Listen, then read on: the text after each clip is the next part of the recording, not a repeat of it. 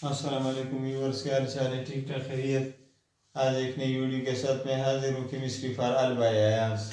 जिस तरह आपको पता है हमने नोमेनक्लेचर का सिस्टम स्टार्ट किया है, आयोपेक सिस्टम और फंक्शनल ग्रुप्स हमने स्टार्ट किए हैं which specially related to class second year as well as to class 10।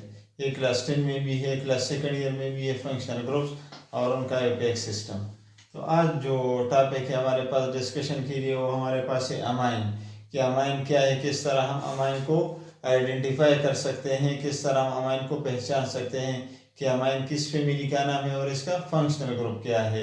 तो चले पढ़ते हैं अमाइन की तरफ और अमाइन की तरफ जाएंगे, वहाँ पर हम डिस्कस करेंगे इसका फंक्शनल ग्रुप और इसका आयोपेक सिस्टम और इसकी क्लासिफिकेशन। तो सबसे पहले हम पढ़ेंगे फंक्शनल ग्रुप कि what is the functional group of amine. So I will write this one, इन लिखूंगा, फिर दो हाइड्रोजन, इसे हम कहते हैं NH2। सो NH2 क्या है, यहाँ पर मैं बाण लगाऊंगा। This NH2 is the functional group of amine. ये फंक्शनल ग्रुप है अमाइन का। इसको हम मुख्तलिफ तरीक़ों से लिख सकते हैं। जनरल रिप्रेजेंटेशन जो अमाइन का है वो हम इस तरीके से कर सकते हैं, R लिखेंगे, साथ साथ NH2 लिखेंगे। और R बार बार मैं आपको समझा चुका हूँ कि ऑर्गेनिक केमिस्ट्री में R क्या है। R हमारे पास क्या है, अल्काइल ग्रुप है। और अल्काइल ग्रुप किस तरह बनता है, जिस तरह आपको पता है कि जब भी अल्केन से हम एक हाइड्रोजन रिप्लेस करेंगे तो उसको हम कहेंगे alkyl group. Alkyl group is generally represented by capital R। So this is the general representation of amine and that is the functional group of amine. इस फंक्शनल ग्रुप को आप मुख्तलिफ तरीक़ों से ड्रा कर सकते हैं। मैं आपको मुख्तलिफ तरीके पर भी बताऊंगा कि किस तरह फंक्शनल ग्रुप हम ड्रा कर सकते हैं। अगर हम लिखते हैं N, जिस तरह आपको पता है कि नाइट्रोजन सिर्फ 3 बॉन्ड बना सकता है। क्यों 3 बॉन्ड बना सकता है? क्योंकि नाइट्रोजन के पी ऑर्बिटल में कितने इलेक्ट्रॉन है, 3 है। ये नाइट्रोजन का एटॉमिक नंबर है विच इज 7। अगर हम इसका इलेक्ट्रॉनिक कन्फिगरेशन करेंगे 1:2 होगा, फिर लगाऊंगा 2:2 होगा, फिर लगाऊंगा 2p3 होगा। तो इसका आखिरी ऑर्बिटल कौन सा है, 2p है। 2p में कितने इलेक्ट्रॉन है, 3 है। तो 3 इलेक्ट्रॉन से ही 3 बॉन्ड बना सकता है। आप इस तरह ये हाइड्रोजन यहाँ पर रिप्रेजेंट कर सकते हैं, यहाँ पर भी रिप्रेजेंट कर सकते हैं। अगर आप हाइड्रोजन रिप्रेजेंट ना करें तो दूसरा तरीका ये है कि आप इस तरह भी लिख सकते हैं। ये भी एक तरीका है फंक्शनल ग्रुप को रिप्रेजेंट करने के लिए। इसी तरह आप इस तरह भी डायरेक्ट लिख सकते हैं, हाइड्रोजन को लिखने की ज़रूरत नहीं, या डायरेक्ट इस तरह भी लिख सकते हैं NH2। So that will be the functional group of amine family. अब अगर ये फंक्शनल ग्रुप डायरेक्टली किसी भी कार्बन के साथ अटैच होगा तो उस कंपाउंड का ताल्लुक अमाइन फैमिली से होगा। सपोज यहाँ पर ये कार्बन है और इसके साथ मैं ये नाइट्रोजन अटैच करता हूँ और उनके बाद मैं ये हाइड्रोजन अटैच करूँगा, तब ये कंपाउंड जो है अमाइन फैमिली में आएगा। फर्दर हम बढ़ेंगे इसके नोमेनक्लेचर की तरफ, लेकिन नोमेनक्लेचर से पहले इसकी क्लासिफिकेशन कर लेते हैं कि ये नाइट्रोजन कितने कार्बन के साथ अटैच हो सकता है। एक नाइट्रोजन टोटल कितने कार्बन के साथ अटैच हो सकता है। प्राइमरी अमाइन कौन सा होगा, सेकेंडरी कौन सा होगा, टर्शियरी कौन सा होगा। तो सबसे पहले वो पढ़ेंगे, उसके बाद हम इसका आयोपेक सिस्टम पढ़ेंगे।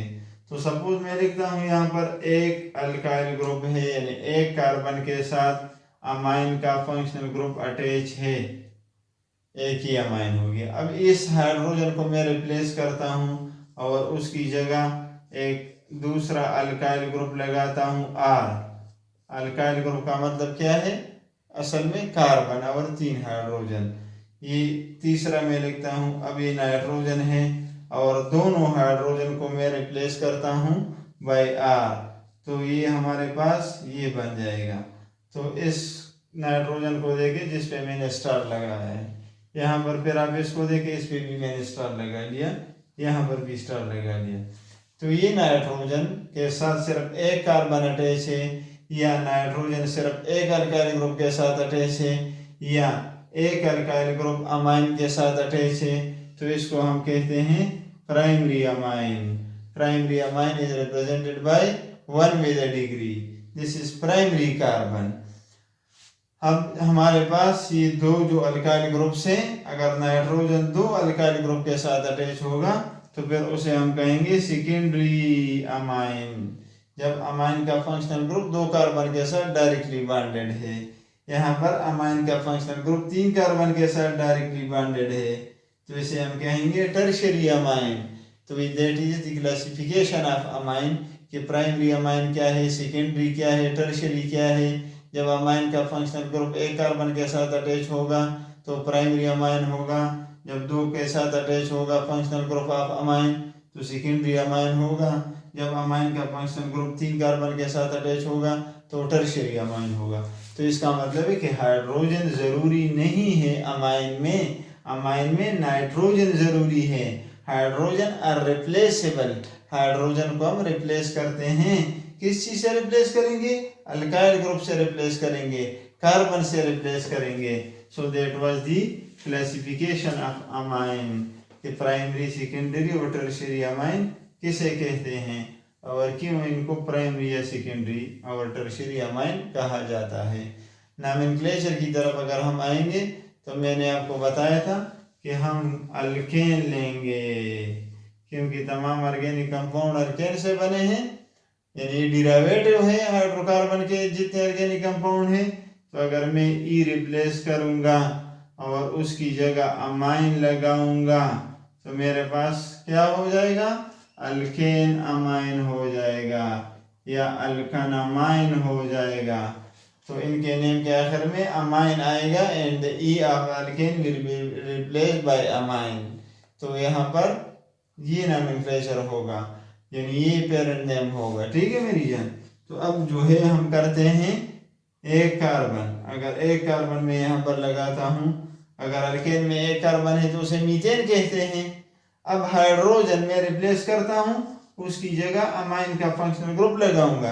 अब ये अल्केन नहीं है, अब ये अमाइन है, तो मीथेन से ई रिप्लेस करेंगे। मैं लिखूंगा मीथेन और e will be replaced by AMINE. So the IUPAC name of this compound is methane amine हो जाएगा मेरी जान। अब अगर 2 कार्बन है अल्केन में, जब 2 कार्बन होंगे तो उसको हम क्या कहते हैं? ईथेन कहते हैं कि नहीं कहते? अब ईथेन से एक हाइड्रोजन रिप्लेस कर लो और उसकी जगह आप लगाओ मेरी जान अमाइन का फंक्शनल ग्रुप।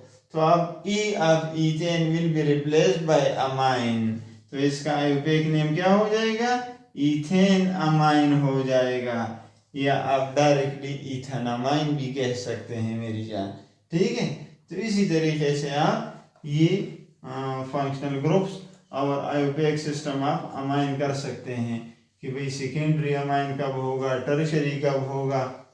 अब अगर मैं इसका फंक्शनल ग्रुप इस तरीके से लिखता हूँ कि मैं यहाँ पर नाइट्रोजन लिखता हूँ और ये 2 हाइड्रोजन। अब तरीका सेम है, select the longest continuous chain and give lowest possible number to the carbon who has the functional group. तो फंक्शनल ग्रुप इस कार्बन पे अमाइन का अटैच है तो इसको लोवेस्ट पॉसिबल नंबर देंगे। From either side we can count the chain. तो अगर मैं राइट साइड से कर लूंगा 1 हो जाएगा, 2 हो जाएगा और ये 3 हो जाएगा। अब सेकंड कार्बन पे अमाइन का फंक्शनल ग्रुप अटैच है तो उसकी पोजीशन को हम शो करेंगे। जब उसकी पोजीशन को हम शो करेंगे तो मैं लगाऊंगा 2 और 3 कार्बन को क्या कहते हैं? 3 कार्बन को अल्केन में इसको क्या कहते हैं? अल्केन में 3 कार्बन को प्रोपेन कहते हैं। तो प्रोपेन का ई रिप्लेस कर लो मेरी जान और उसकी जगह अमाइन लगाओ। तो ये हो जाएगा 2 प्रोपेन अमाइन, क्योंकि सेकंड कार्बन पे अमाइन अटैच है तो इसकी पोजीशन मैंने शो कर ली तो 2 प्रोपेन अमाइन हो गया। अब आप अगर देखें तो ये अमाइन कितने कार्बन के साथ अटैच है? ये अमाइन इस एक कार्बन के साथ डायरेक्टली अटैच है। तो और ये कार्बन इन 2 कार्बन के साथ भी अटैच है। तो इस कार्बन को आप देखें, ये कार्बन कितने कार्बन के साथ अटैच है? 2 कार्बन के साथ अटैच है। तो ये कार्बन सेकेंडरी कार्बन होगा। अब अगर सेकेंडरी कार्बन के साथ अमाइन अटैच होगा तो क्या होगा? सेकेंडरी अमाइन हो जाएगा मेरी जान। जिस तरह भी मैंने पहले बता दिया प्राइमरी, सेकेंडरी और टर्शियरी के बारे में मैंने आपको बता दिया। अब एक और चीज़ आपसे डिस्कस करता हूँ। जिस तरह मैंने अभी आपको बताया था उसी तरीके से एक और कर लेते हैं कि भाई ये हमारे पास एक कार्बन है 2 हो गए, 3 हो गए, 4 हो गए। अब यहाँ पर मैं एक अमाइन का फंक्शनल ग्रुप अटैच करना चाहता हूँ, तो अगर यहाँ से स्टार्ट करूँगा 1 2 3 तो अमाइन का फंक्शनल ग्रुप थर्ड कार्बन पे आता है। अगर यहाँ से स्टार्ट कर लूँगा 1 2 3 4 तो सेकंड पे आता है। तो मैं उस कार्बन को लोएस्ट पॉसिबल नंबर दूंगा जिस पे फंक्शनल ग्रुप अटैच होगा। तो इसलिए I will start from the right side. तो 1 2 3 4 तो सेकंड कार्बन पे अमाइन का फंक्शनल ग्रुप अटैच है, तो मैं 2 लिखूंगा। 2 का मतलब है position of the amine I will show in this compound. तो 2 में लगाऊंगा, उसके बाद डैश लगाऊंगा। 4 कार्बन अगर अल्केन में होंगे तो उसे हम ब्यूटेन कहते हैं, लेकिन अब ये ब्यूटेन नहीं है क्योंकि hydrogen has been replaced by NH2 which is called as amine, which is the functional group of amine family. So E is replaced by amine, so I will write amine here. So the name of this compound will be 2-butane amine. Amine mean NH2, butane mean 4 carbon. 2 means position of amine, that where it is attached, at which carbon it is attached, that is the position of the amine. So by this way we can classify as well as we can give name to the amine family which is called as IUPAC system or IUPAC nomenclature. Common system भी इसका है, लेकिन common system में discuss नहीं करूँगा। हमारा जो काम है वो अमाइन के साथ है, IUPAC सिस्टम के साथ है, तो इसलिए मैंने ये डिस्कस कर लिया। अब एक और फैमिली की तरफ बढ़ते हैं और मैं यहाँ से अमाइन हटा देता हूँ। जब मैं अमाइन हटाऊंगा उसकी जगह मैं क्या लिखूंगा, उसकी जगह मैं ईथर लिखूंगा। अब ईथर का नोमेनक्लेचर हम स्टार्ट करेंगे और ईथर का फंक्शनल ग्रुप भी हम डिस्कस करेंगे कि व्हाट इज ईथर। ईथर जो है हमारे पास एक फैमिली का नाम है। अब इस ईथर का फंक्शनल ग्रुप क्या है, किस तरह हम ईथर को पहचान सकते हैं, किस तरह इसका हम जो है फंक्शनल ग्रुप ड्रा कर सकते हैं। तो जब भी ऑक्सीजन 2 कार्बन के दरमियान में आएगा और सिंगल बॉन्ड के जरिए अटैच होगा तो इस फैमिली का नाम होगा ईथर। तो इन 2 कार्बन को मैं इस तरह भी लिख सकता हूँ R और O और R भी लिख सकता हूँ, ठीक है ना मेरी जान। तो ये हमारे पास इस तरह होगा। एक और तरीके से मैं लिख सकता हूँ R O और R। इस R पे मैंने बार लगा लिया, इसका मतलब है कि ये दोनों अल्काइल ग्रुप सेम हैं और ये दोनों अल्काइल ग्रुप डिफरेंट हैं। This alkyl group is different from this one, इसलिए इस पे मैंने बार लगा लिया। तो इसका आप जो है किस तरह लिख सकते हैं, फंक्शनल ग्रुप इन 3 तरीकों से लिख सकते हैं कि जब भी ऑक्सीजन 2 कार्बन के दरमियान में आएगा with the help of single bonds, when oxygen attached between 2 carbon atom, then it is called as ether family and that will be the functional group of ether. अब जो है एक और चीज मैं कर लेता हूँ आयुपैक नोमेनक्लेचर में जाने से पहले कि यहाँ पर मैं 2 चीजें आपसे डिस्कस करना चाहता हूँ। जो डिवीजन है, जो क्लासिफिकेशन है, जो टाइप्स ऑफ ईथर हैं कि ईथर के कितने टाइप्स हैं। फंक्शनल ग्रुप तो हो गया। अब देखें मैं लिखता हूँ CH3 यहाँ पर लिखता हूँ, एक CH3 यहाँ पर लिखता हूँ। अब देखिए दोनों अल्काइल ग्रुप सेम है या नहीं है, सेम है ना।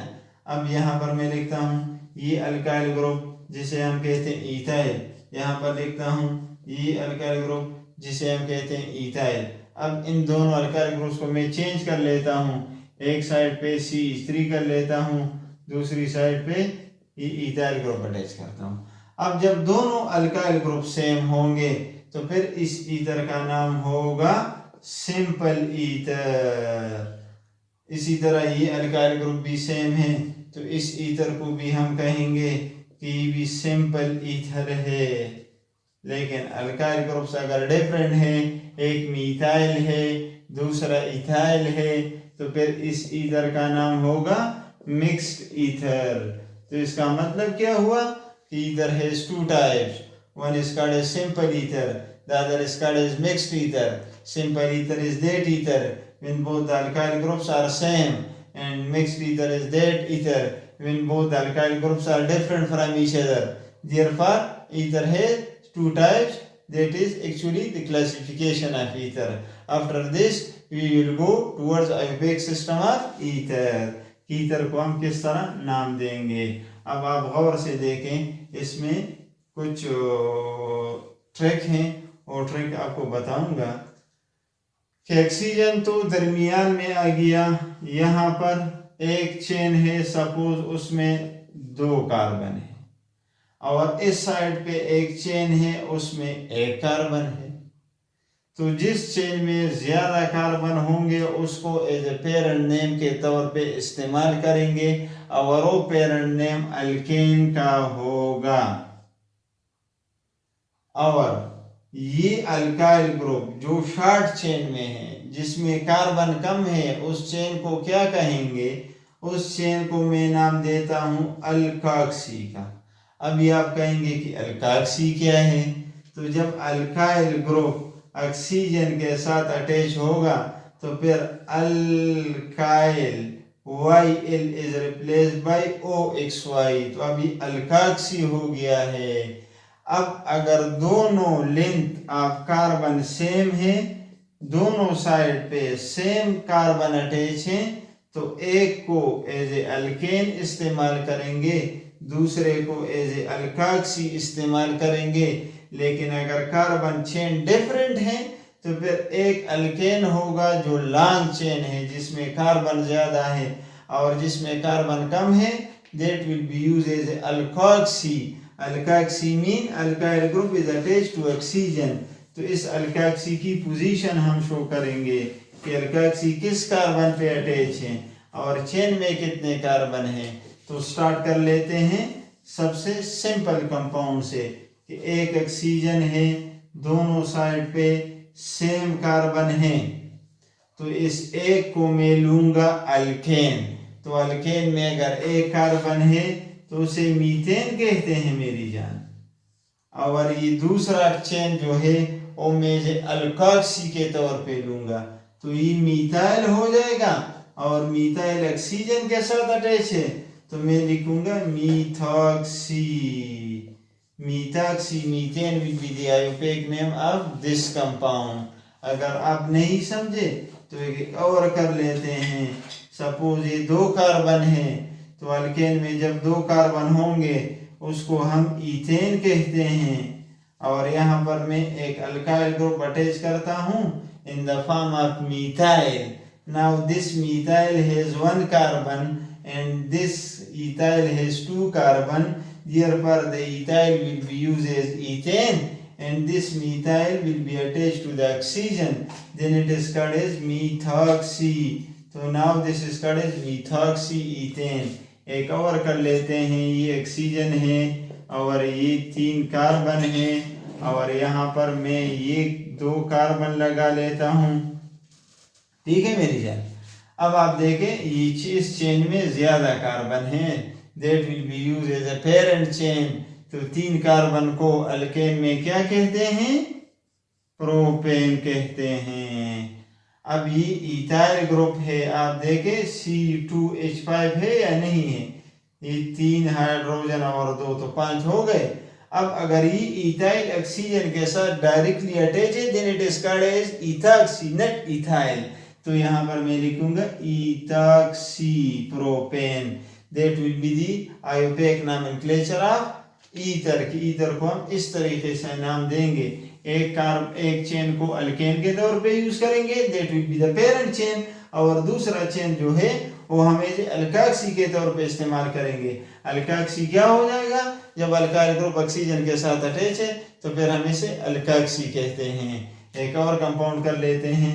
ये हमारे पास 2 कार्बन है, यहाँ पर ये कार्बन अटैच है, यहाँ पर मैं ये कार्बन अटैच कर लेता हूँ, ये कार्बन अटैच कर लेता हूँ, ये कार्बन अटैच कर लेता हूँ। अभी आप देखें, select the longest continuous chain and give lowest possible number to the carbon who has alkoxy group. तो मैं लगाऊंगा 1 2 3 4 और 5।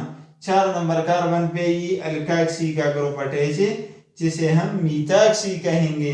तब इसकी पोजीशन को शो करेंगे कि 4 नंबर कार्बन के साथ अटैच है, तो मैं 4 लगाऊंगा, फिर डैश लगाऊंगा, फिर इस ग्रुप का नाम लगाऊंगा जो कि मीथॉक्सी है, फिर पेरेंट चेन की तरफ जाऊंगा कि उसमें कितने कार्बन है, 5 है, तो मैं लगाऊंगा पेंटेन. तो 4-methoxypentane will be the name of this ether, and this was all about the IUPAC system, IUPAC nomenclature of ether. I hope कि आपको ये वीडियो भी पसंद आई होगी, जिस तरह आपने अदर वीडियोस को देखा और उनको सब्सक्राइब भी किया मेरे चैनल को. मज़ीद आप सब्सक्राइब कर लें ताकि आपको नई वीडियोस आ जाएं, और अपनी राय का इजहार कमेंट सेक्शन में दीजिए. हमारे चैनल को सब्सक्राइब भी करें, लाइक भी करें और शेयर भी करें. Thank you so much.